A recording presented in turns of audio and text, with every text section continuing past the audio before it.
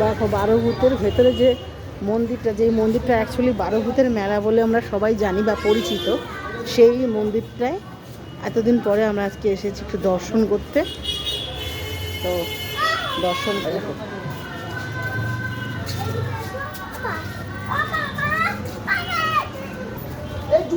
মেলাটা পুরো ৩২ বছর ধরে চলছে আমাদের বাঘাযতীনে, বারোভূতের মেলা যুব সংঘ মাঠে, বুঝছো?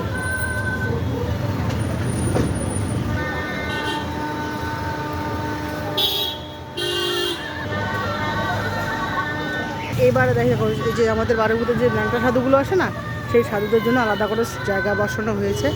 এখানে ওরা গান বাজনা করে, সন্ধ্যাবেলা হলে দারুণ দারুণ আনন্দ ভর্তি করে। এই দেখো আমাদের মেলার ভিতরটা, এই গেটে আমরা ঢুকবো। এই দেখো মেলার গেট দেখতে পাচ্ছ, এটা ভেতরের গেট। এই মেলা শুরু, এই মেলায় আমরা ঢুকছি, এরপরে আসছি আমরা পরের পার্টটা মেলার ভিতরে আসছি।